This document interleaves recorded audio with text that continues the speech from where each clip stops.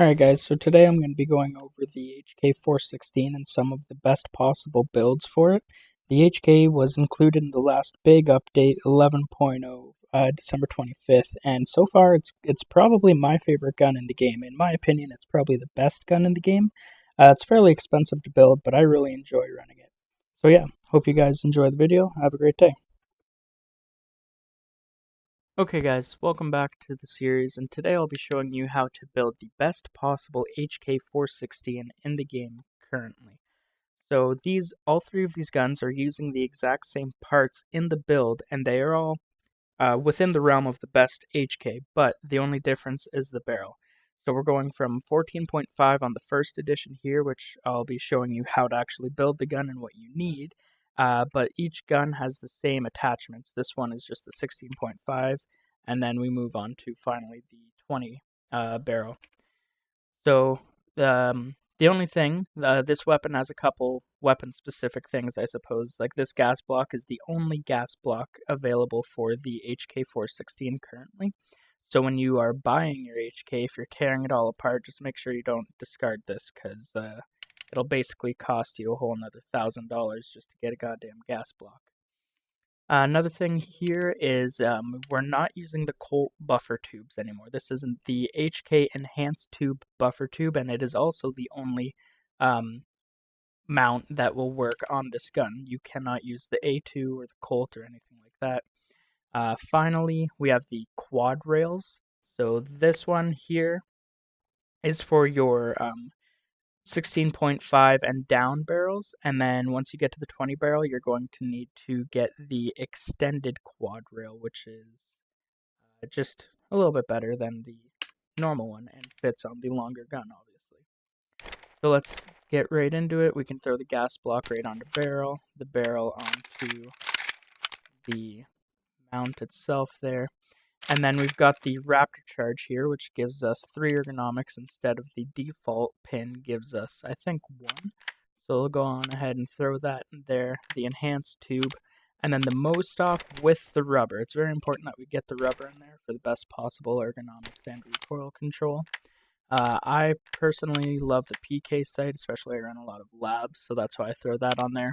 The best possible muzzle in the game is KAC with the NT4 on it. So we're going to stick with that. Grawl for the most amount of ergonomics. And the CQR, the Foregrip is kind of up to you. I prefer the CQR because it gives me a whole bunch of ergonomics and a respectable amount of recoil. And then I run labs a lot, and the AIs there are kind of dumb, so I always like to run a laser sight. So now I'll put a laser on all of them just to make sure that the stats are the exact same all across the board. So now let's open them up. The first one here, second one here, and third one here. So it should be in order 14.5, 16.5, and the 20 barrel. And the difference, so we have 76, 74, and 73 ergonomics. So each barrel kind of takes away a bit more ergonomics each time, but the recoil difference is quite noticeable. We go from 48 to 40 to 36. So overall, from the smaller to the largest barrel, we've got 48 to 36, that's a difference of 12, and then our horizontal recoil is 114 to 94 to 86. The HK is a very expensive gun, so if you're going to be dropping the money on it, I guess I would recommend going all the way and just using the 20 round barrel. That would be your best bet, obviously, because these stats are very impressive. Once you put in a mag, I like to use the mag 5, so that's minus 10 ergonomics. You're still with 63 there, which is fairly respectable. But if you guys aren't looking for maybe the best possible HK to bring in, and you just want something you can throw together real quick without having to buy a new barrel and throw everything together, I'm going to show you that as well. So right here, I just bought this standard from the market for $1,000 whatever dollars. It is a 14.5, so it isn't going to be the best possible, and I'm going to try and avoid taking off as many things as I can. We're just going to add things. Maybe take off 1 or 2 things. We're going to look and see if it's worth it. So right away, this annoys me, and I'm pretty sure it does get in the way of your sight, so take off that rear sight there. This is the default, the default muzzle on there. is respectable. Plus 3 accuracy, minus 5 recoil, and plus 0.5 muzzle velocity. So we can just leave that on there. That's decent. The Raptor is plus 3 ergonomics compared to this, which is plus 1. So if you're really big on your ergonomics and you've got some Raptors sitting around, feel free to throw that on there. And then we've got your stock. So right here, this is actually kind of decent. We've got plus 4 and 36 recoil, and this is 35 and 7. But then we've got the, let's see, does that, no, it doesn't. So we have to add in the bump stock for this. So it's actually 39 recoil with 8 ergonomics. So that's a quite respectable difference.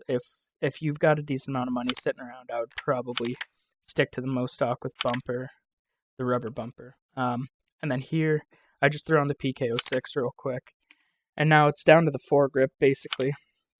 So we've got, in order here, it goes up from least amount of recoil reduction to most, but along with your ergonomics go up a bit each one. So SE5 has 9 ergonomic and 2 recoil, while this, the B25U mount, has 8 ergonomic with 4 recoil, and the CQR, which is my favorite but fairly expensive, 10 ergonomics with negative 4 recoil, and then the RK2 is the best recoil but is almost negligible results for the ergonomics.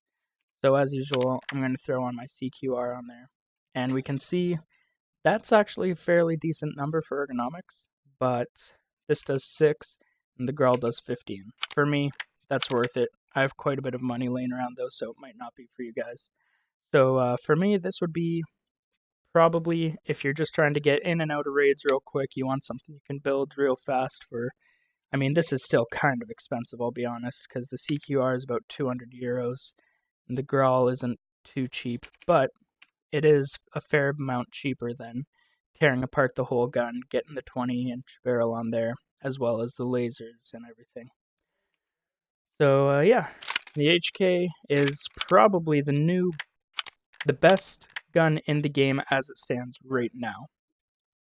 Taking into consideration, you can put 60 rounders in there with M995 or M856A1, which is, in my opinion, the best ammo because of the flesh damage and everything is really nice. Let's see. This is one of the best. This is the best M4 you can build, and we'll compare it with the HK here. So we've got 850 rounds per minute for a fire rate compared to the M4, which does 800. The recoil is also pretty impressive here. So 36 and 86 to 48 and 118. That's actually a decent difference. The only thing is your ergonomics are going to suffer a little bit. And by a little bit, this is like 6 points. That's not terrible. Accuracy on both, 98. It's fantastic. And they both take the same ammo, so there's no real argument there. I suppose it all comes down to your personal opinion, because this one is a bit longer, so that will screw you on some peaks and you know close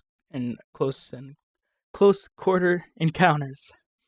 But yeah, that's about it for this video. So yeah, have a good one. You better like and subscribe. Like and subscribe.